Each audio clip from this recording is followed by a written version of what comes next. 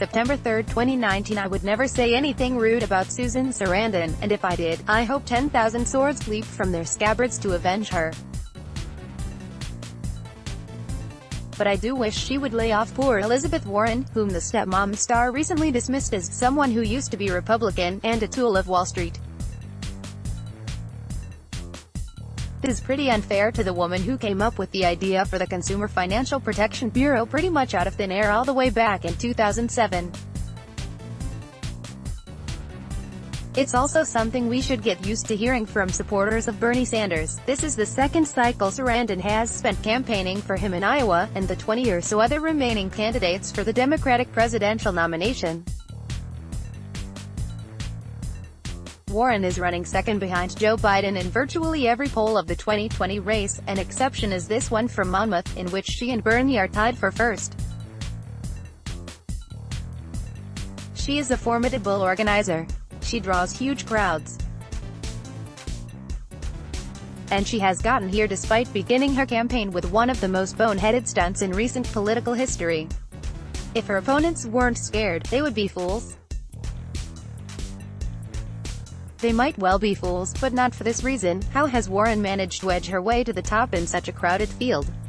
I and many other observers assumed that there was too much overlap between her potential base of support and Bernie's for her to go anywhere in the polls. It probably is the case that if Bernie were to drop out tomorrow, Warren would be the second choice of many his supporters, at least among candidates who will actually qualify for the next debate. That is not going to happen, but if it did, she would instantly become the frontrunner by a decent margin. This is what makes Warren so remarkable. Her 20 or so % in the polls is largely coming from people who were firmly behind Hillary Clinton in 2016. She has managed to convince moderate Democrats to support a platform that is, if anything, even more radical than the one proposed by Sanders, banning the world's largest corporations from operating on using their online platforms, slashing apart monopolies, a much higher top tax rate and a much lower threshold for the estate tax, a 2% tax on assets above $50 million which increases to 3% at $1 billion, $500 billion for new housing, and, of course, single-payer health care. How has she managed to sell mainstream liberals on all this? By being a team player. Instead of criticizing her party's establishment and attacking other candidates, she emphasizes unity and the importance of winning back Democratic control of this Senate. Good luck with that one.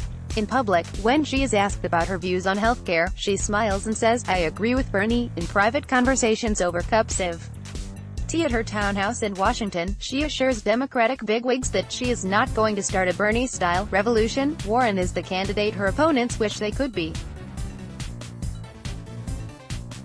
Instead of using emotive rhetoric, or half-remembered anecdotes about her old pal Barack as a substitute for having an actual policy agenda, her singular mix of fussy, slightly awkward charm and wonkishness allows her to say things that would otherwise alienate the kind of Democrat who is never going to feel the burn. She does not do uplift. She does not rant. Instead, she patiently explains why her plans will help ordinary working Americans while managing to convince party leaders that under President Warren their heads will not end up under a guillotine. She has also been savvy enough to understand that primary voters in places like Iowa do not care about impeaching Donald Trump, a subject she has all but abandoned over the last 2 months. Warren is surging in the polls for the not very complicated reason that she is sober, serious, and thoughtful. It is refreshing to think that this is still a viable, if still far from certain, path to a presidential nomination. Let's block ads. Why?